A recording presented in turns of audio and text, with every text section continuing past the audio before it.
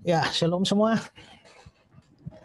Kita akan melanjutkan pelajaran kita di seputar hermeneutics Alkitab atau ilmu tafsir Alkitab, ya. Dan sejauh ini kita sudah bahas banyak hal, ya. Kita sudah bahas pengertian dari hermeneutics, lalu pentingnya hermeneutics karena ada gap budaya, gap waktu, gap sejarah, gap bahasa.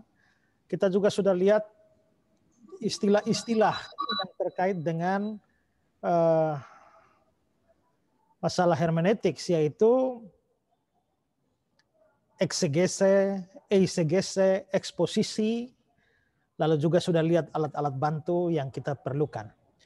Kita juga sudah masuk pada prinsip-prinsip umum penafsiran, dan kita sudah pertama ya sudah mendapatkan satu ya, yaitu prinsip umum penafsiran adalah kita tidak boleh menafsirkan ayat secara out of context. Tidak boleh menafsirkan ayat keluar dari konteks. Konteks harus selalu diperhatikan pada waktu kita mau menafsir Alkitab. Itu prinsip pertama. Hari ini kita akan belajar prinsip lain dari hermeneutics, prinsip umum. Dan prinsip umum ini adalah jangan menafsirkan ayat sehingga menjadi saling bertentangan. Jangan menafsirkan ayat sehingga menjadi saling bertentangan.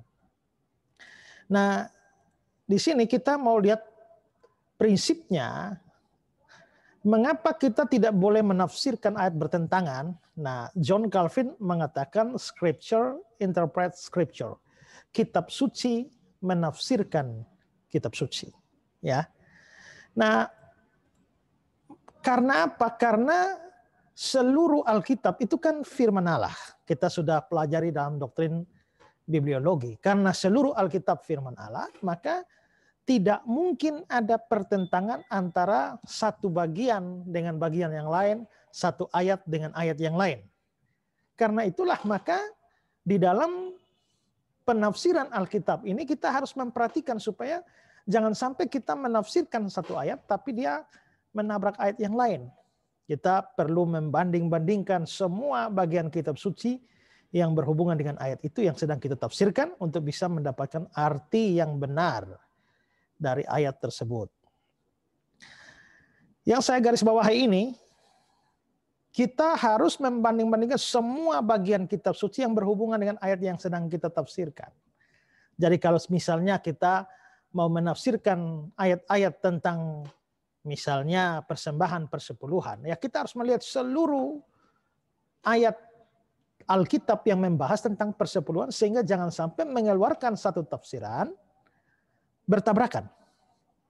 Kita tidak bisa menafsir satu ayat dari Mazmur tahu-tahu menabrak Yakobus. Tidak bisa menafsir satu ayat di dalam 1 Petrus ternyata bertabrakan dengan dalam Kejadian misalnya. Ya.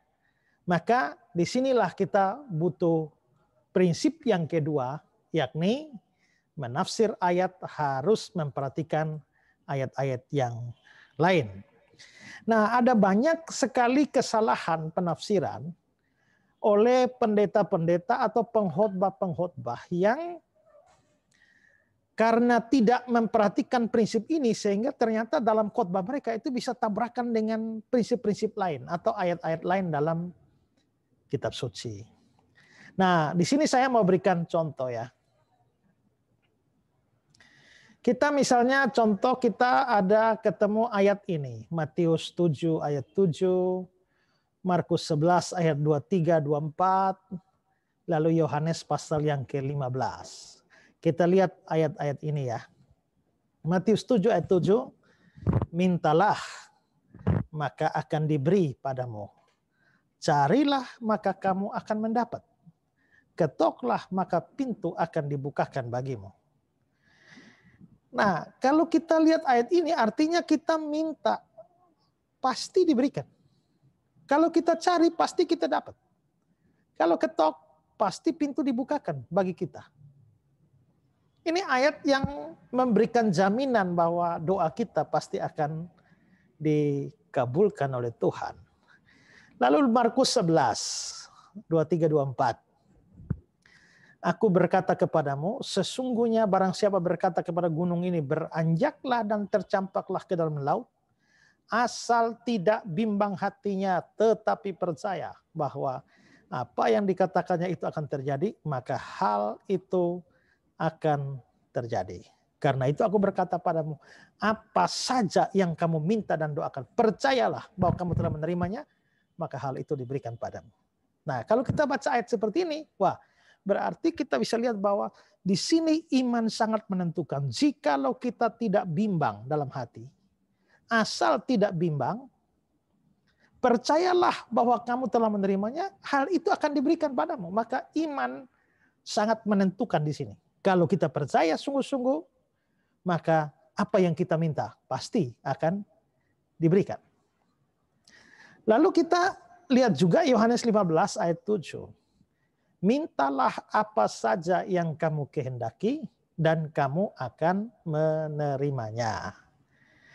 Nah, inilah ayat-ayat seperti itu. Matius 7 ayat 7, Markus 11, 23, 24, Yohanes 15. Dengan membaca ayat-ayat ini, maka orang bisa menyimpulkan asal beriman, asal percaya, apapun yang kita minta pasti diberikan oleh Tuhan. Jadi kalau Pak Yosua beriman, minta pasti kasih. Kalau Ibu Melinda beriman, pasti kasih. Ibu Vivi beriman, pasti dikasih. Kalau sampai Ibu Vivi minta dan nggak dikasih, artinya Ibu Vivi tidak beriman. Ibu Melinda minta dan tidak dikasih, artinya kurang beriman, ya. Dan seringkali kita bisa lihat bahwa ada banyak kali permintaan kita ternyata tidak dikabulkan oleh pendeta, dianggap bahwa kita tidak atau kurang beriman karena ada ayat-ayat seperti ini. Maka dari 3 ayat seperti ini lalu ditafsirkan bahwa asal kita beriman, apapun yang kita minta pasti dikasih oleh Tuhan. Tapi kita tidak boleh menafsirkan ayat bertentangan dengan ayat. Maka kita harus memperhatikan lagi bagian yang lain. Jangan hanya 3 ayat ini. Kita harus survei ayat-ayat lain yang berhubungan dengan doa itu. Maka kita misalnya ketemu dengan ayat-ayat seperti ini. Matius 7 ayat 11. Jadi jika kamu yang jahat tahu memberi pemberian yang baik kepada anak-anakmu, apalagi Bapamu yang di surga, dia akan memberikan yang baik kepada mereka yang meminta kepadanya. Berarti Tuhan kelihatannya tidak sembarang kasih nih. Dia hanya memberikan yang baik. Asal kita beriman pasti dikasih. Tapi kalau ternyata yang kita minta tidak baik, tapi kita beriman sungguh-sungguh, tapi ternyata tidak baik. Apakah Tuhan kasih? Menurut ayat ini dia hanya memberikan yang baik. Lalu kita melihat 1 Yohanes 5 ayat 14. Dan inilah keberanian percaya kita kepadanya, yaitu bahwa dia mengabulkan doa kita jikalau kita meminta sesuatu kepadanya menurut kehendaknya. Ada menurut kehendaknya, berarti bukan menurut kehendak kita. 2 Korintus pasal 12 ayat 7 sampai 9, ini pengalaman Paulus. Supaya aku jangan meninggikan diri karena penyataan yang luar biasa, maka aku diberi duri dalam daging, seorang utusan iblis yang menggocok aku, supaya aku jangan meninggikan diri. Tentang hal itu aku sudah 3 kali berseru kepada Tuhan, supaya utusan iblis mundur daripadaku. Tetapi jawab Tuhan padaku, cukuplah kasih karuniaku bagimu, sebab justru dalam kelemahanlah kuasaku menjadi sempurna.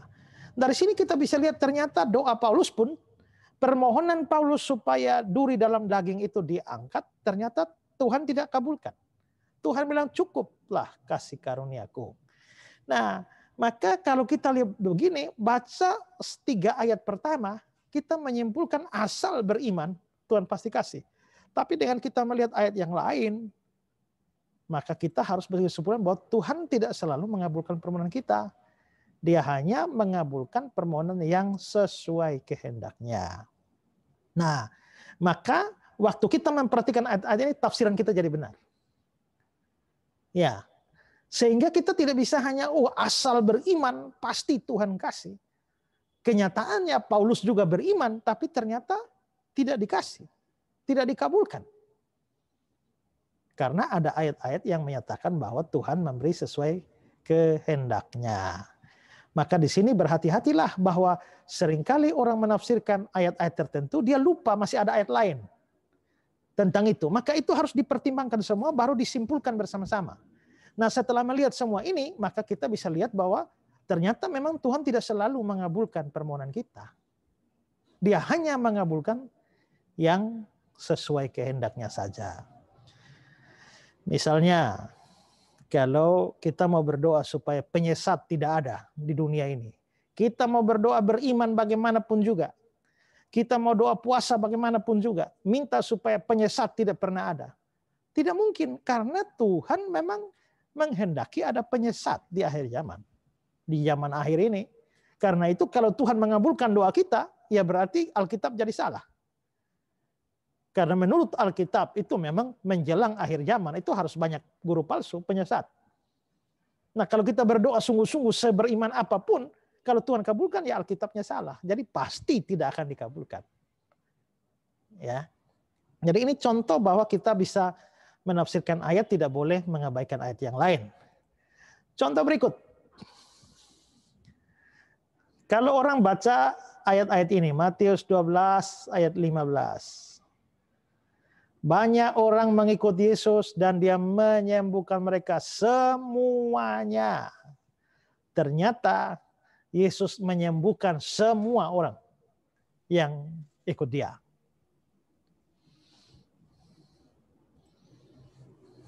Matius 14:36. Mereka memohon supaya diperkenankan menjamah jumbai jubahnya. Dan semua orang yang menjamahnya menjadi sembuh. Semua yang menjamah jadi sembuh. Kalau yang tadi, dia menyembuhkan mereka semua. Sekarang semua yang menjamahnya jadi sembuh. Lalu Matius 15 ayat 30. Kemudian orang banyak berbondong-bondong datang padanya, membawa orang lumpuh, orang timpang, orang buta, orang bisu, banyak lagi yang lain. Meletakkan mereka pada kaki Yesus dan dia menyembuhkan mereka semuanya. Kalau baca 3 ayat ini saja, kesimpulannya apa? Kita pasti akan berkesimpulan Tuhan selalu menyembuhkan semua orang. Makanya orang Kristen tidak boleh sakit terus, pasti sembuh. Kalau sakit terus tidak sembuh, itu namanya tidak beriman. Benny Hinn bilang, jikalau tubuhmu itu adalah bait roh Allah, dan roh Allah di dalam kamu, bagaimana mungkin di dalam tubuhmu bisa ada penyakit? Itu contoh-contoh model seperti itu. Kalau roh Allah ada dalam kamu, penyakit tidak bisa ada dalam kamu. Jadi melihat ayat-ayat ini, karena ayat-ayat itu mengatakan Yesus menyembuhkan semuanya. Tapi ingat prinsip kita, jangan menafsirkan ayat ini bertentangan dengan ayat lain. Berarti ayat lain harus diperhatikan. Nah, coba kita survei lagi ayat-ayat lain. 2 Korintus 17 ayat 9, ini yang tadi sudah kita lihat. Paulus minta. Ini kelihatannya kalau kita menelusuri, mempelajari duri dalam daging, saya pernah bahas ini, itu kelihatannya merujuk kepada sebuah penyakit tertentu yang ada dalam diri Paulus. Yang disebut sebagai duri dalam daging. 3 kali dia berseru supaya duri dalam daging itu diangkat. Tapi Tuhan ternyata tidak mau menyembuhkan dia. Cukuplah kasih karuniaku bagimu. Sebab justru dalam kelemahanlah kuasaku jadi sempurna. Berarti Paulus sendiri ternyata tidak disembuhkan oleh Tuhan. Paulus tidak disembuhkan oleh Tuhan. Yohanes 5 ayat 3. Ini sebenarnya dari ayat 1 sampai seterusnya ya. Kita lihat ini penyembuhan di kolam Bethesda. Kalau di ayat 3, di serambi-serambi itu berbaring sejumlah besar orang sakit. Orang buta, timpang, lumpuh. Tapi nanti Tuhan menyembuhkan berapa orang? Apakah Tuhan menyembuhkan sejumlah besar orang sakit semuanya? Ternyata Tuhan tidak sembuhkan semua. Tuhan hanya sembuhkan satu. Ada banyak orang sakit, tapi Tuhan hanya mau sembuhkan satu. Ya. Terus kita lihat lagi. Lukas 5, 15, 16. Tapi kabar tentang Yesus makin jauh tersiar, dan datanglah orang banyak berbondong-bondong padanya untuk mendengar dia dan untuk disembuhkan dari penyakit mereka. Akan tetapi dia mengundurkan diri ke tempat-tempat sunyi dan berdoa. Ada berapa orang yang disembuhkan oleh Yesus menurut ayat ini? Mereka datang untuk disembuhkan dari penyakit mereka. Tapi Yesus mengundurkan diri. Berarti Yesus ternyata tidak mau menyembuhkan satu orang pun. Pada Paulus dia tidak menyembuhkan. Ada banyak orang di Yohanes 5 dia hanya menyembuhkan satu orang. Di Lukas pasal yang kelima, dia bahkan tidak menyembuhkan satu orang pun. Nah, kalau fakta-fakta ini kita lihat, maka kita akan sampai pada kesimpulan, ternyata Tuhan tidak selalu mau menyembuhkan orang sakit. Ya. Kalau lihat ayat di atas, memang Tuhan sembuhkan semua orang sakit. Tapi dengan memperhatikan ayat-ayat yang lain, kesimpulan kita adalah Tuhan tidak selalu mau menyembuhkan orang sakit. Karena itu jangan berkhotbah atau mengajar bahwa asal sakit apa saja pasti Tuhan mau sembuhkan. Nah itu yang sering kali terjadi. Ya misalnya di KKR diberi jaminan, wah kalau itu iklan KKR kesembuhan ilahi itu wah, luar biasa itu. Ya. Sakit apa saja sembuh, pasti sembuh. Padahal Tuhan tidak selalu mau sembuhkan semua orang.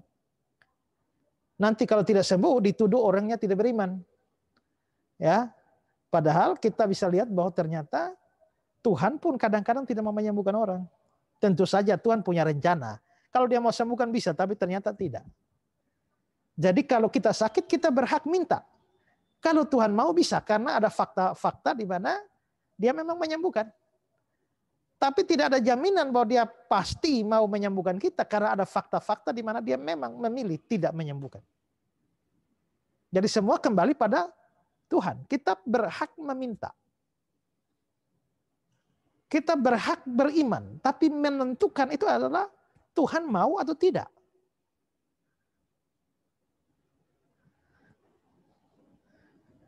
Nah kadang-kadang kita harus akui bahwa ada orang yang Tuhan kasih karunia. Lalu dia berdoa, ya Tuhan sembuhkan berdasarkan karunia yang Tuhan buat. Kadang juga Tuhan tidak mau. Kayak saya ini berdoa, ini kebanyakan orang lebih banyak mati daripada sembuh. Kalau saya yang berdoa. Tapi nggak apa-apa. Kalau saya lihat orang sakit, saya biasanya tidak langsung mau mendoakan kesembuhan. Kemarin ada hamba Tuhan di gereja kami, ya, yang sakit. Menurut medis sudah sukar. Ya saya hanya pergi, saya hanya nginjili dia. Saya bilang kalau seandainya melihat dari kacamata Tuhan, kalau Tuhan mau sembuh penyakitmu ini tidak ada apa-apa, Tuhan bisa. Tapi masalahnya Tuhan tidak selalu mau menyembuhkan. Kalau Tuhan tidak mau menyembuhkan, kayaknya berapa saat lagi kamu akan mati. Lalu saya tanya, kalau kamu mau mati hari ini, kamu siap atau tidak? Nah, sudah dilanjutkan dengan penginjilan, konfirmasi pribadi, dia yakin bahwa dia kalau mati dia pasti selamat. Kenapa? Karena dia percaya Yesus menebus segala dosanya. Kamu yakin? Sungguh-sungguh? Ya, oke. Nah, sekarang walaupun kamu yakin masuk surga mati, tapi saya belum mau kamu mati. Jadi mari kita berdoa supaya semoga Tuhan kasih kesempatan kamu hidup lebih lama lagi. Lalu saya berdoa minta kesembuhan. Ternyata besoknya dengar kabar sudah mati. Ya sudah, saya juga tidak apa-apa karena artinya jiwanya diselamatkan. Ya, jiwa. Tapi kalau misalnya begitu sakit kita langsung datang doa kesembuhan, ternyata tidak sembuh, orangnya belum diinjili, ya sudah tidak sembuh, masuk neraka lagi. Nah, itu jadi repot itu, ya. Jadi saya orientasinya adalah penginjilan dulu, pastikan dia keselamatan pribadi, keselamatan jiwanya. Setelah itu baru minta Tuhan, kalau Tuhan berbelas kasihan, bikinlah mujizat. Tapi Tuhan tidak selamanya mau bikin mujizat. Ya. Itu bisa ditafsirkan begitu kalau kita melihat ayat-ayat, semua ayat yang berkaitan dengan kesembuhan. Jangan hanya ambil Matius 12, Matius 14, Matius 15, lalu kita khotbah keliling dunia bahwa sakit apa saja Tuhan pasti sembuhkan. Begitu tidak sembuh, dia murtad itu. Ya. Kalau melihat semuanya di ayat-ayat di atas di bawah, maka kesimpulan kita adalah bahwa Tuhan pasti bisa menyembuhkan kalau dia mau.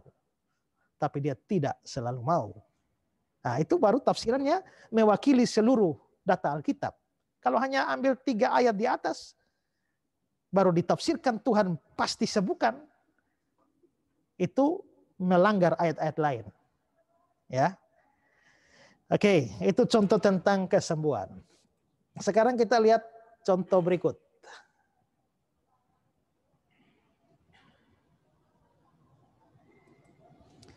Kalau kita melihat fakta, Abraham orang percaya, kaya.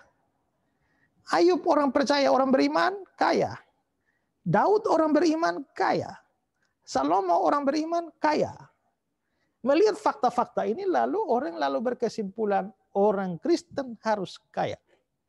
Jadi teologi kemakmuran. Nah, kalau pendeta teologi kemakmuran khotbah seperti orang Kristen harus kaya, mari kita lihat Abraham. Ternyata kaya. Mari kita lihat Ayub, ternyata kaya. Mari kita lihat Daud, lihat Salomo, ternyata kaya. Jadi orang percaya harus kaya. Ada amin, saudara-saudara? Biasanya jemaat langsung amin. Tapi lagi-lagi jangan mengambil sebagian ayat, kita tidak perhatikan ayat lain. Harus lihat seluruhnya. Kita lihat misalnya Kisah 3 ayat 6.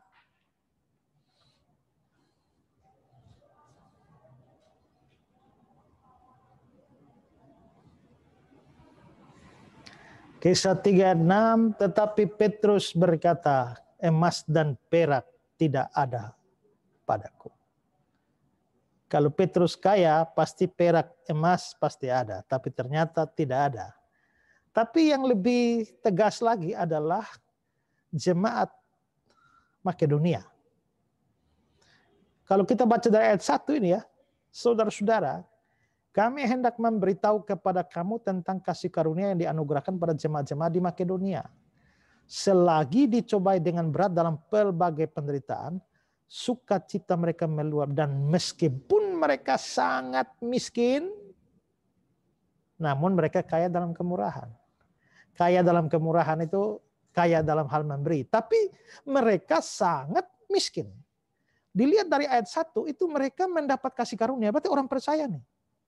Ternyata ada orang percaya yang miskin, bukan cuma miskin, tapi sangat miskin. Nah, kalau hanya lihat Abraham, Daud, Salomo, Ayub, ya kita bisa simpulkan orang benar pasti kaya. Tapi kalau lihat begini berarti ini bukan orang benar. Ini bukan orang percaya. Ternyata mereka orang percaya juga, tapi sangat miskin. Dan kalau kita lihat sejarah gereja, memang rata-rata orang Kristen pada abad-abad pertama itu miskin-miskin. Ya. Maka dari sini kita menyimpulkan orang Kristen tidak harus kaya, bahkan bisa miskin. Ya. Kalau ternyata kaya, ya puji Tuhan, nggak salah juga, memang Tuhan kasih kekayaan. Tapi kan tidak harus kaya. Tergantung Tuhan lah, mau kasih kaya ya oke, miskin ya oke. Nah, ini kita bisa artikan begini kalau kita bisa lihat semua ayat. Nah, orang-orang teologi kemakmuran tidak melihat ayat-ayat seperti itu. Hanya lihat ayat-ayat fakta-fakta di atas lalu bikin kesimpulan. Banyak ajaran kacau balau itu hanya karena lihat 1-2 ayat. Lalu diartikan sudah secara general umum. Mereka lupa memeriksa ayat-ayat yang lain. Maka biasanya begitu aja, gampang saja diruntuhkan ajaran mereka. Kasih ayat yang kelihatan bertentangan dengan kesimpulan mereka, selesai. Ya. Saya beri contoh banyak ini supaya kita bisa belajar dengan baik. Abraham poligami, Daud poligami, Salomo poligami, Yakub poligami. Kalau baca itu kesimpulannya, poligami diizinkan Tuhan. Orang Kristen boleh poligami. Tapi ya jangan cuma lihat itu. lihat yang lain. Seperti Roma pasal 7 ayat 20. Ayat 3, seorang istri terikat oleh hukum pada suaminya selama suami itu hidup. Akan tetapi apabila suaminya itu mati, bebaslah ia dari hukum yang mengikatnya kepada suaminya. Jadi selama suaminya hidup, ia dianggap berzina kalau ia menjadi istri laki-laki lain. Tapi jika suaminya telah mati, dia bebas dari hukum sehingga dia bukan berzina kalau dia menjadi istri laki-laki lain. Jadi selama suaminya hidup, dia dianggap berzina kalau ia menjadi istri laki-laki lain. Ini berarti tidak bisa terjadi poligami. Nah, kalau hanya lihat Abraham, Daud, Salomo, Yakub, ya nanti aksinya kesimpulan boleh poligami. Padahal ayat Roma 7 tidak. Sehingga kita harus menyimpulkan poligami dilarang Tuhan. Orang Kristen tidak boleh poligami. Kalau Abraham, Daud, Salomo, Yakub ternyata poligami, ya mereka salah. Ya, kan mereka juga orang berdosa yang tidak benar semua perbuatannya. Jadi dalam hal itu mereka salah. Nah, ini contoh. Saya beri contoh lain. Matius 7 ayat 1 dan 2. Jangan kamu menghakimi supaya kamu tidak dihakimi. Karena dengan penghakiman yang kamu pakai untuk menghakimi, kamu akan dihakimi, dan ukuran yang kamu pakai untuk mengukur akan diukurkan padamu. Ini ayat populer. Jangan kamu menghakimi. Sayangnya ada banyak orang Kristen ya yang menggunakan ayat ini untuk menolak kita menilai siapapun. Ya, tidak boleh menilai hamba Tuhan ini begini. Kenapa? Jangan kamu menghakimi. Ya. Artinya akhirnya ini orang khotbah salah atau khotbah sesat pun jangan kritik. Ya, atau dia hidup sembrono pun jangan kritik. Kenapa? Jangan menghakimi. Apalagi ditambah dengan ayat perjanjian lama apa? Ya, jangan mengusik orang yang diurapi oleh Tuhan. Nah, itu lengkaplah ditambah dengan ayat ini. Nah, maka kita tidak boleh protes. Hamba Tuhan, kita tidak boleh kritik orang yang salah. Nah, makanya saya seringkali di medsos misalnya kalau saya kritik orang tertentu dengan ajaran tertentu, pendeta tertentu. Lalu mereka bilang, jangan menghakimi. Nah, terus saya bilang, dengan mengatakan jangan menghakimi, sebenarnya kau telah menghakimi saya. Kau telah menghakimi saya bahwa saya menghakimi orang lain. Nah, ini karena hanya menilai ini ayat saja. Tapi ingat, prinsip tafsir adalah jangan hanya tutup mata pada satu ayat. Ada banyak ayat berkaitan dengan itu. Harus dilihat. Nah, maka kita misalnya ketemu ya Matius 7 ayat 6. Coba ya. Saudara, jangan menghakimi itu di Matius 7 ayat 1. 1-2. Di ayat 6 itu sudah muncul begini. Jangan kamu memberikan barang yang kudus kepada anjing. Jangan kamu melemparkan mutiara kepada babi. Supaya diinjak-injak dengan kakinya lalu dia berbalik mengoyak kamu. Sekarang yang ada di layar saya ini ada Ibu Vivi, Ibu Melinda, Pak Yosua, dan Saudara Ella. Saya mau melakukan Matius 7 ayat 6. Tidak boleh memberikan barang kudus kepada anjing. Sekarang saya pegang barang kudus ini. Saya tidak boleh beri kepada anjing. Anjing di sini bukan harfiah ya. Ini ada orang-orang tertentu yang disebut sebagai anjing. Untuk bisa melakukan ayat ini, jangan berikan barang kudus ini kepada anjing, saya mesti membuat keputusan. Ibu Vivi ini termasuk anjing atau tidak? Ibu Melinda termasuk anjing atau tidak? Pak Yosua termasuk anjing atau tidak? Ella termasuk anjing atau tidak? Yang termasuk anjing saya jangan kasih. Berarti saya harus menilai. Jangan kamu melemparkan mutiara kepada babi. Saya mesti putuskan yang tergolong babi ini yang mana. Kalau saya tidak bisa putuskan, bagaimana saya melakukan ayat ini? Maka untuk melakukan ayat ini, saya harus membentuk sebuah penilaian di dalam pikiran saya. Mana yang termasuk babi, mana termasuk anjing. Untuk kedua jenis itu, jangan memberikan barang kudus dan jangan lemparkan mutiara. Kalau saya harus membentuk di dalam pikiran saya mana anjing mana babi, itu penghakiman atau bukan? Kalau menilai orang itu salah, kita tidak bisa lakukan ayat ini.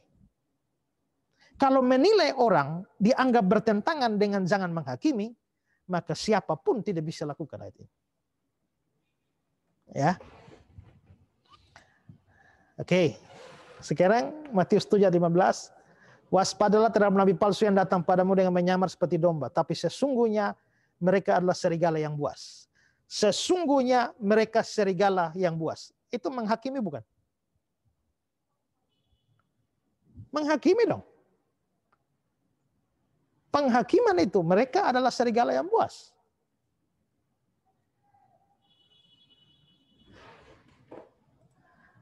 Lalu, Yohanes 7 ayat 24. Jangan menghakimi menurut apa yang nampak, tetapi hakimilah dengan adil. Berarti boleh hakimi enggak?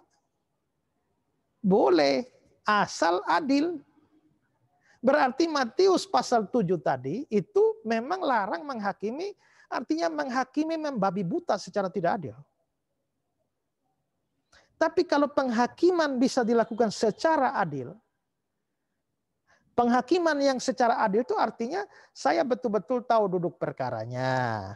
Begitu lihat ajaran Pak Yosua, saya ngerti Pak Yosua ajar apa. Setelah itu saya bandingkan dengan kitab suci, ternyata saya dapati bahwa ajaran Pak Yosua ini sesat, menyeleweng. Maka saya simpulkan ini ajaran sesat. Pak Yosua ini pengajar sesat. Saya sampai pada kesimpulan itu penghakiman. Tapi penghakiman itu bukan sembarangan, bukan tidak adil. Karena saya periksa betul, baca semua apa yang ditulis atau dengar apa yang dikhotbahkan oleh Pak Yosua. Membandingkan dengan kitab suci baru menyimpulkan. Tapi kalau saya tidak tahu apapun, ya hanya ikut-ikutan orang, ya atau tanpa dasar sama sekali, salah paham terhadap khotbah Pak Yosua, langsung saya bilang dia nabi palsu, itu namanya penghakiman yang tidak adil. Itu yang dilarang di Matius pasal 7.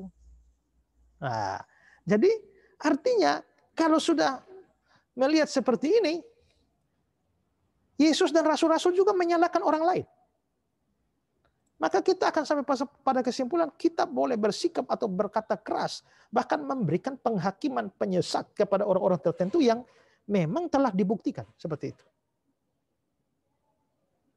Nah, ini kalau melihat semua, ya persoalannya banyak orang hanya hafal Matius 7 ayat 1-2, jangan menghakimi. Yang dia tahu cuma itu. Dia tidak lupa, dia tidak ingat ada fakta-fakta lain dalam kitab suci. Permisi Pak Esra, sebelum masih di Matius 7 ayat 6, kalau anjing dan babi ini tidak dimaknai secara harfiah,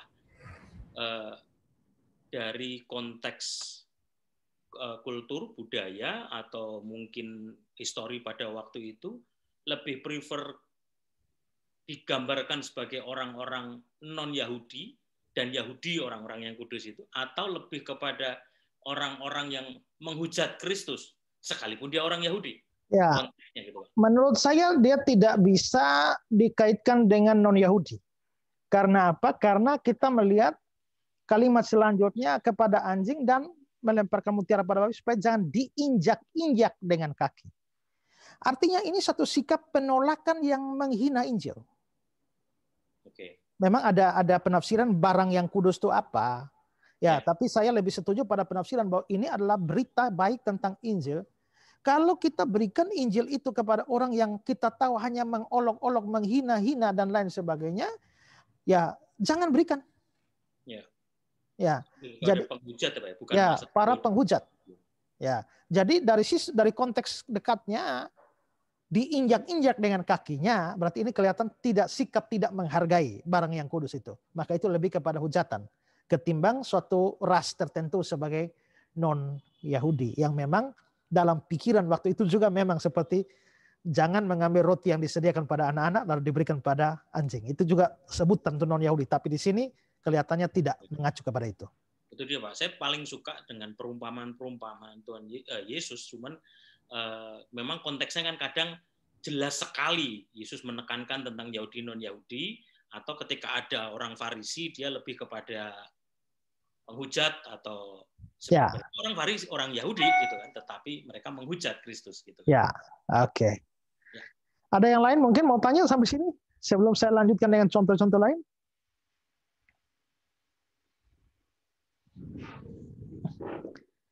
Pak Esra, saya mau tanya Pak. Ya.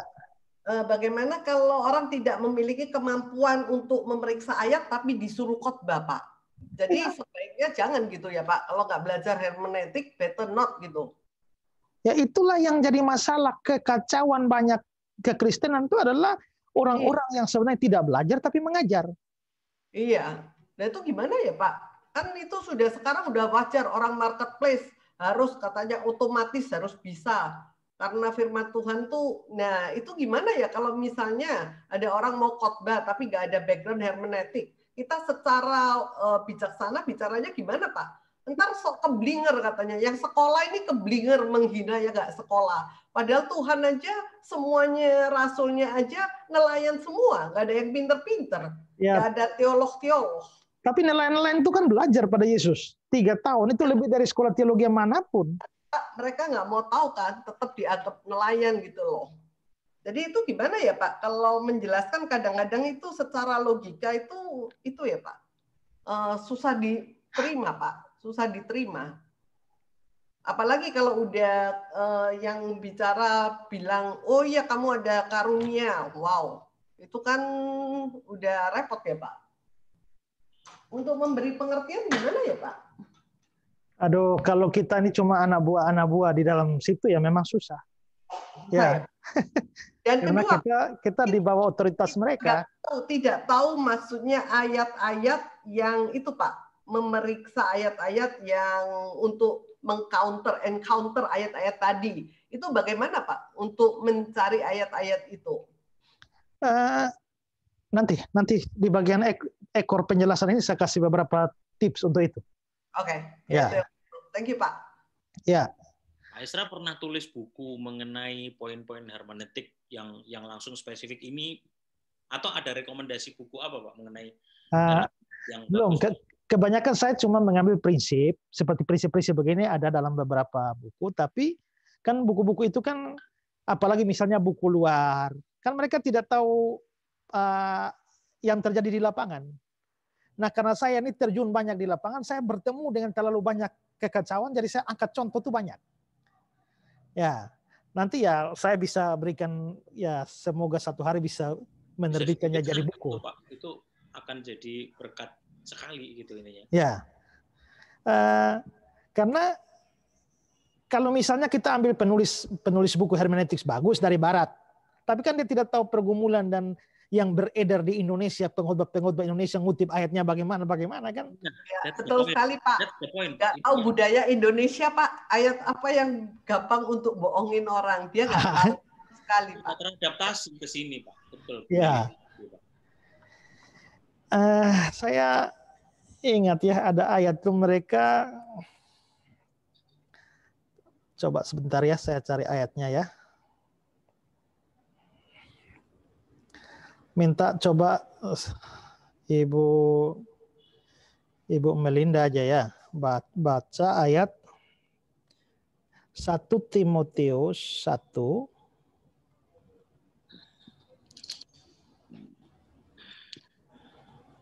ayat 6. Ibu Melinda baca 1 Timotius 1 ayat 6.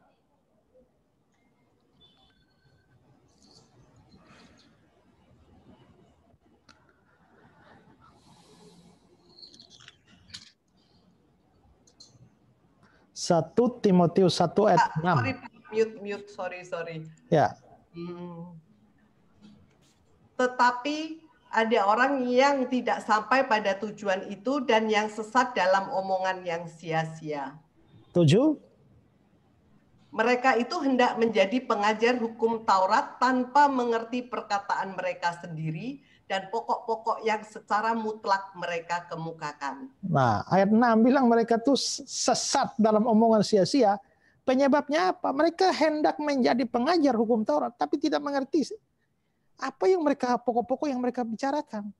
Nah, inilah masalah kekristenan sekarang. Terlalu banyak orang merasa mendapatkan wahyu dari Tuhan, lalu berkhotbah ke sini, ke sana, kemari, tapi mereka tidak belajar dengan baik. Yes, betul Pak. Itulah yang menurut saya menyebabkan banyak kekacauan dalam kekristenan sekarang. Nah, itu yang bilang, apalagi kalau mereka sudah bilang mereka dapat karunia dari Tuhan, ya sudah. Maka dianggap bahwa mereka itu, kita mau kritik, jangan menghakimi. Ya, jangan menjamah orang yang diurapi Tuhan. Ya sudah, rusaklah sudah kita. Ya itu loh, Pak. Jangan berdebat, Pak. Jangan berdebat. Ya, sesama hamba Tuhan. Nah, itu jangan, itu kita malu dengan agama lain. Malu, tapi masalahnya kalau ajaran mereka yang kacau balau itu mereka publikasikan di medsos, itu jadi masalah lagi. Kalau kita nggak mau nanggapi di medsos, terus nanggapi bagaimana? Nah, itu yang seringkali jadi soalnya di situ. Ya. Oke, saya lanjutkan lagi dengan contoh. Keluaran 24 ayat 4. Jangan membuat bagimu patung yang menyerupai apapun, yang ada di langit, di atas, di bawah bumi, atau yang ada di bawah bumi.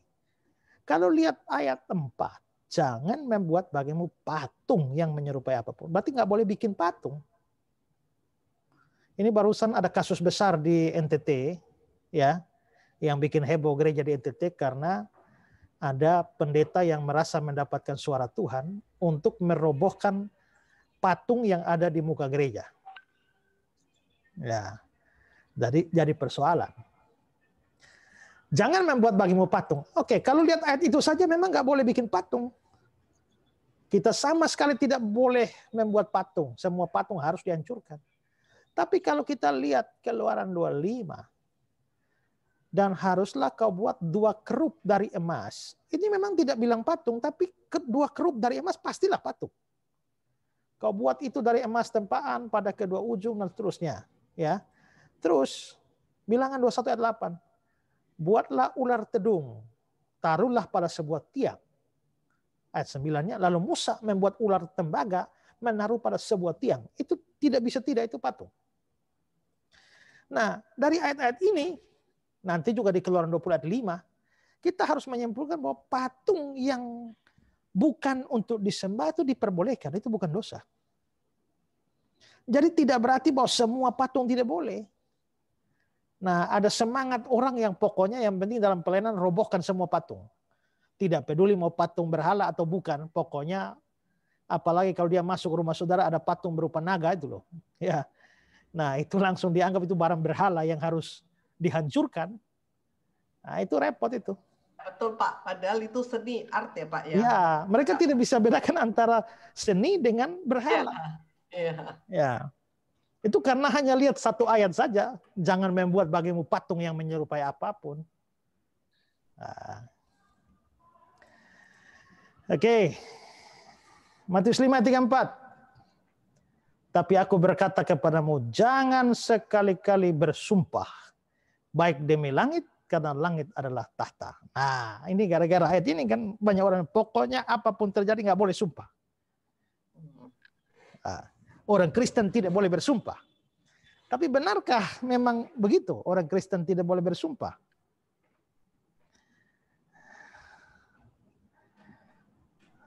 Kita tidak boleh stop di situ. Harus lihat ayat lain ya. Kita lihat Roma 1 ayat 9. Di sini Paulus tidak eksplisit bilang sumpah, tapi dengan memanggil saksi. Tidak bisa tidak, itu sumpah. Karena Allah yang kulayani dengan segenap hatiku dalam pemberitaan Injil anaknya adalah saksiku. Bahwa dalam doa aku selalu mengingat kamu. Dengan dia menyebut Allah adalah saksi. Tidak bisa tidak, itu adalah sumpah. Terus Roma pasal 9 ayat 1. Aku mengatakan kebenaran dalam Kristus. Aku tidak berdusta. Suara hatiku turut bersaksi. Kalau Paulus bilang suara hati turut bersaksi, itu sebuah sumpah. 2 Korintus 1:23. Tetapi aku memanggil Allah sebagai saksiku. Dia mengenal aku. Dan seterusnya. Dia panggil Allah sebagai saksi. Itu sumpah. Sekarang yang menarik di dalam Keluaran 22 ayat 10-11. Apabila seseorang menitipkan kepada temannya seekor keledai atau lembu atau seekor domba atau binatang apapun dan binatang itu mati atau patah kakinya atau dihalau orang dengan kekerasan dengan tidak ada orang yang melihatnya, maka sumpah di hadapan Tuhan harus menentukan. Berarti boleh sumpah, bahkan harus di antara kedua orang itu. Apakah ia tidak mengulurkan tangannya mengambil harta kepunyaan temannya, dan pemilik harus menerima sumpah. itu. Dan yang lain tidak usah membayar ganti kerugian. Jadi sumpah harus, yang satu harus menerima sumpah. Maka dari sini kalau kita melihat begini, kita tidak bisa lalu mengartikan bahwa sumpah itu mutlak dilarang. Ibrani 6 ayat 16. Sebab manusia bersumpah demi orang yang lebih tinggi. Berarti sumpah itu diizinkan. Maka dari ayat-ayat ini kita bilang yang dilarang di Alkitab itu adalah sumpah palsu. Atau terlalu cepat bersumpah. Dalam hal-hal yang remeh pun bersumpah. Itu yang dilarang. Tapi dalam kasus-kasus yang penting, ya kita bisa lihat bahwa ternyata sumpah itu bisa dilakukan.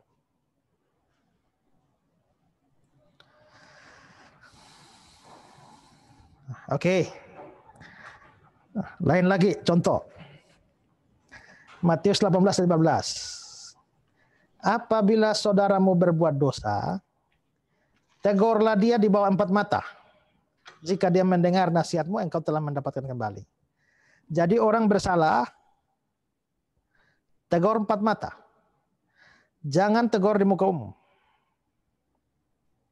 Nah, pada waktu saya membahas ajaran-ajaran pendeta tertentu di medsos, selain jangan menghakimi itu sering dipakai, ayat ini juga sering dipakai. Ya, tegur 4 mata. Jangan taruh di medsos. Dari medsos itu jadi banyak mata jadinya. Nah, tapi saya bilang ya karena kau hanya taunya cuma Matius 18 ayat 15. Kau tidak lihat ayat yang lain. Kalau saya lihat semua. Waktu saya lihat semua, kalau di sini kan kita langsung menyimpulkan bahwa kita harus tegur 4 mata, tidak boleh tegur depan umum.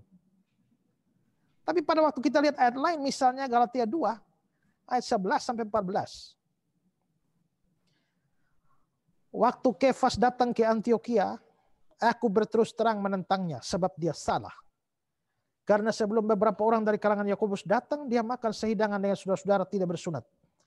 Tapi setelah mereka datang, dia mengundurkan diri dan menjauhi mereka karena takut akan saudara-saudara yang bersunat. Dan orang-orang Yahudi lain pun turut berlaku munafik dengan dia. Sehingga Barnabas sendiri turut terseret oleh kemunafikan mereka. Tapi waktu kulihat bahwa kelakuan mereka tidak sesuai kebenaran Injil, aku berkata kepada Kefas di hadapan mereka semua. Jika engkau seorang Yahudi hidup secara kafir, bukan secara Yahudi, bagaimana engkau dapat memaksa saudara-saudara yang tidak bersunat untuk hidup secara Yahudi? Di sini Paulus menegur Petrus di muka, di hadapan mereka semua. Apakah berarti Paulus menyalahi aturan Matius 18 ayat 15? Tegur di muka umum. Harus 4 mata? Enggak. Ya. Coba kita lihat konteksnya. Kenapa sampai Paulus mau tegur Petrus di muka umum?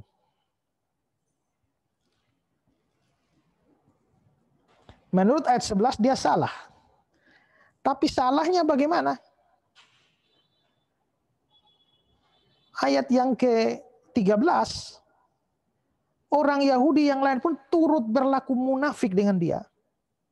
Sehingga Barnabas sendiri turut terseret oleh kemunafikan mereka. Berarti ini kesalahan yang sudah menyeret banyak orang. Kalau Matius 18 ayat yang ke-15, suruh tegur 4 mata, itu ya karena itu masalah pribadi. Tapi kalau masalah yang sudah menyeret banyak orang, Paulus menegur di muka umum. Nah sekarang misalnya penyesatan. Kalau seorang menyebarkan ajaran sesat, Pak Romi bikin ajaran khotbah sesat lalu publikasi di YouTube, ternyata yang melihatnya 100.000 orang, apakah saya harus menegur Pak Romi 4 mata? Saya tegur Pak Romi 4 mata terus 100.000 orangnya bagaimana? Itu berarti kesesatan Pak Romi telah menyeret 100.000 orang misalnya. Atau katakanlah berapa persen yang akhirnya terseret.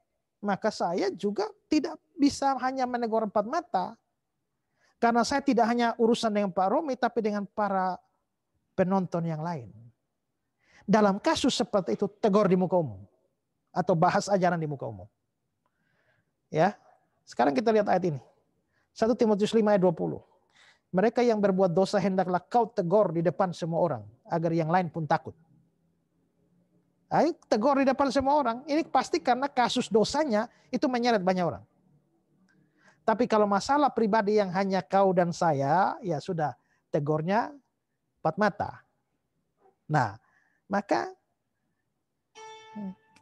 dengan begitu kita bisa lihat, oh, kita harus menegur dosa atau penyesatan di umum jika itu mempengaruhi banyak orang. Kalau itu hanya masalah pribadi saya yang tidak ada pengaruh dengan banyak orang, ya sudah, tegur empat mata. Misalnya ternyata saya tahu bahwa ada kasus tertentu yang dibuat, masalah tertentu yang dibuat Pak Yosua, ini masalah pribadi, ya sudah panggil tegur. Gitu. Nah, jadi intinya adalah dalam membahas satu ayat, kita harus melihat semua ayat lain dalam kitab suci yang berhubungan dengan ayat itu. Baru menafsirkan bersama-sama supaya jangan terjadi pertentangan antara ayat-ayat. Karena kalau tidak, maka kita akan lihat bertentangan. Dan saya banyak menghadapi ajaran yang menggunakan ayat tertentu menafsir begini, dan saya tinggal kasih ayat-ayat yang bertentangan dengan ini. Ya. Catatan, ini yang Ibu Melinda tadi tanya, ini penting untuk menghafal ayat Alkitab. Tapi kan kalau kita nggak hafal bagaimana? Ya itu yang saya bilang alat bantu kemarin itu concordance. Ya. Minimal begini, kalau kita baca ayat banyak, ya, kita nggak tahu ayatnya terletak di mana. Tapi kita pernah kayaknya kok ingat ya ada ayat kayak gini ya.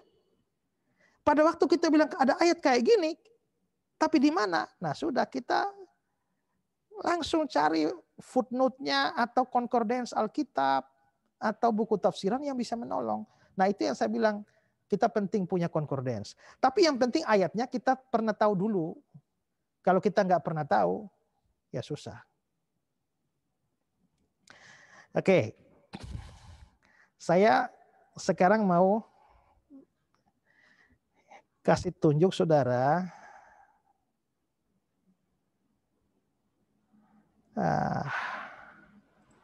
Sabar ya.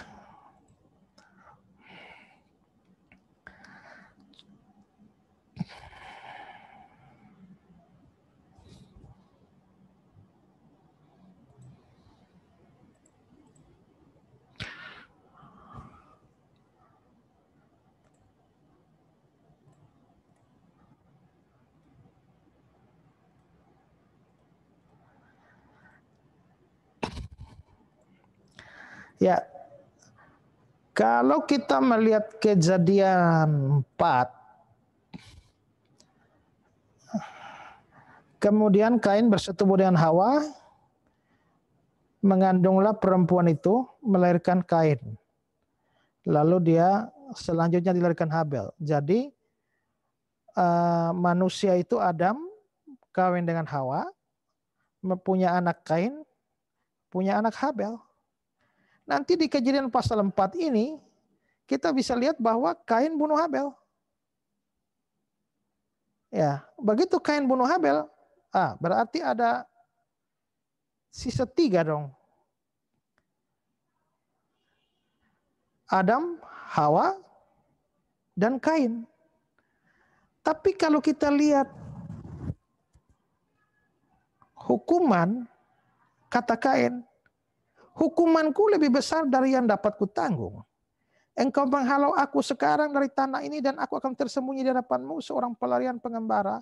Maka barang siapa yang akan bertemu dengan aku tentulah akan bunuh aku. Kain takut sama siapa? Gitu ya. Kalau ternyata manusia tinggal 3, yaitu papa mamanya sama dia takut sama siapa?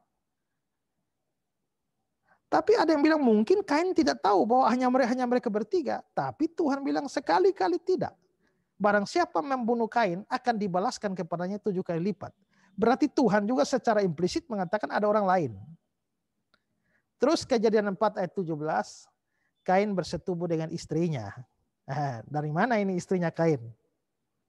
Nah, setelah ada kesulitan-kesulitan seperti ini, lalu muncullah seorang namanya Agus Miradi. Agus Miradi itu bikin buku, tulisan bukunya judul Siapakah Manusia Pertama. Lalu dia mulai mengadakan pembedaan. Manusia di Kejadian 1 ayat 26, 27 itu langsung laki perempuan. Lalu Allah menciptakannya manusia itu laki-laki dan perempuan. Tapi di Kejadian 2 itu laki lebih dulu. Baru perempuannya diambil dari rusuk. Laki. Manusia di Kejadian 1 itu langsung dicipta jadi. Tapi di Kejadian 2 yang lakinya perlu dibuat dari tanah lalu dihembuskan napasnya. Lalu manusia di Kejadian 2 disebutkan namanya Adam Hawa. Tapi Kejadian 1 tidak disebutkan. Karena itulah maka si Agus Miradi menyimpulkan manusia Kejadian 1 dan manusia Kejadian 2 itu beda. Manusia di Kejadian 2 itulah Adam dan Hawa. Tapi manusia di Kejadian 1 itu siapa? Dia menyimpulkan itu sepasang manusia purba. Nah, sepasang manusia purba sehingga nanti terhadap manusia purba itulah Kain takut. Lalu dari mana Kain dapat istri? Kain dapat istri dari keturunan manusia purba. Nah, itu kesimpulan Agus Miradi. Waktu saya membaca buku ini berarti Adam bukan manusia pertama dong. Karena manusia pertama sepasang manusia purba. Adam bukan manusia pertama. Waktu saya baca itu saya lalu ingat. Kayaknya saya pernah baca ya. Ada ayat di Alkitab. Ada manusia pertama. Tapi di mana ya saya nggak tahu. Nah, sudah. Bukalah. Carilah di Alkitab. Di mana ya? Manusia pertama. Nah, lalu dicari.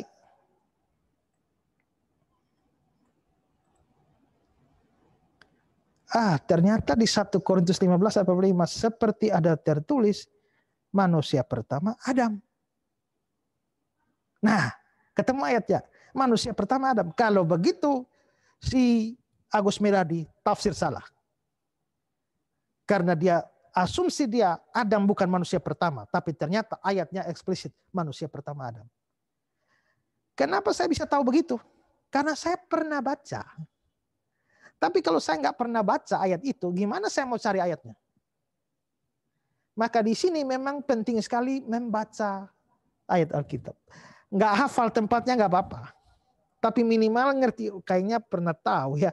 Ini pendeta khotbahnya kayak gini, tapi rasanya saya pernah tahu ya. Dia bilang sakit apa saja pasti sembuhkan. Asal beriman. Tapi rasa-rasanya saya pernah tahu Paulus itu doa 3 kali. Tuhan nggak kabulkannya di mana ya? Nyari. Pakai concordance. Gitu. Jadi bagaimana Ibu Merita, bagaimana kuncinya? Ya sudah, bacalah Alkitab sebanyak-banyaknya. Ya.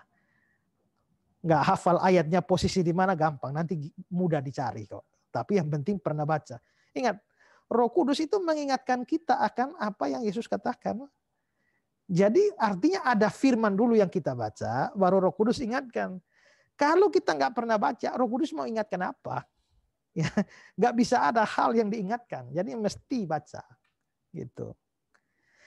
Oke, jadi ini prinsip ini penting sekali. Jangan menafsir ayat tentang ayat. Dan terlalu banyak pendeta pengkhotbah itu membuat kekacauan dengan model seperti ini. Ya. Oke. Ada yang mau bertanya?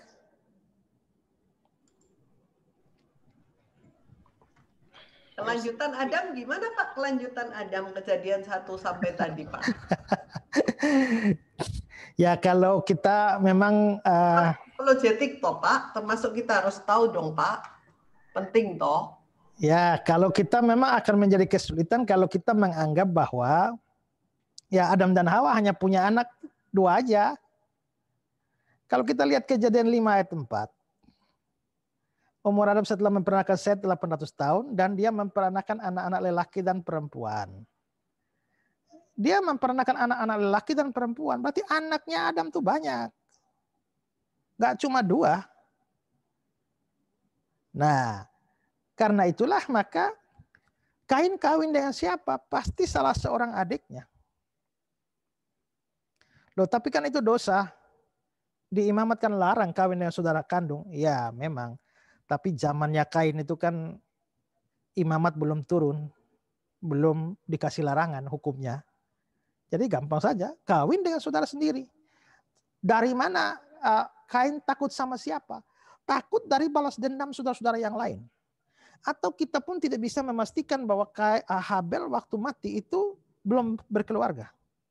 Seandainya Habel sudah berkeluarga, sudah menikah, mungkin anak-anaknya Habel mau balas dendam, bisa. Ya, jadi mengawini saudara sendiri itu tak terhindarkan pada zaman itu. Kita tahu saja Abraham pun menikahi Sarah, itu setengah saudara itu. Ya, Yakub itu juga, Ishak itu diambil istri dari kalangan saudara mereka sendiri. Yakub itu juga menikahi sepupunya sendiri karena anak pamannya. Jadi pada zaman itu kelihatannya praktek menikahi saudara sendiri itu adalah hal yang lumrah. Dan karenanya maka Kain kawin dengan saudara